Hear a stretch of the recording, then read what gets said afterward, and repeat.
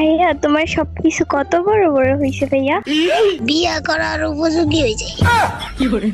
এই শালার পুত তোর কি মুসলমানি করাইছে? তা তো করাইছে এই শুরুতেই, এখন শুধু বিয়াটা করানো বাকি। এই শালার পুত তুই কি চাকরি বাকরি কিছু করস? তুই যে বিয়া করতে ফালাইতেছস?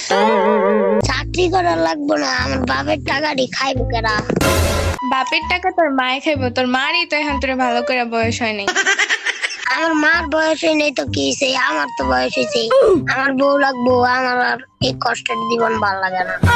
আমার মার অনেক কষ্ট হয় কাম কাজ করতে। তোর বাপে কয় টাকা কামাইছে যে তুই বলস তোর বাপের অনেক টাকা? আমার বাপের বিল্ডিং আছে 3টা ঢাকা শহরে। ভালো করে তো বিল্ডিং এ কইতে পারস না, কেমন লেবা লেবা করে কথা কস। তাইলে অসুবিধা কি? টাকা তো আছে, এই ধর টাকা দা ঢাকায় দিব।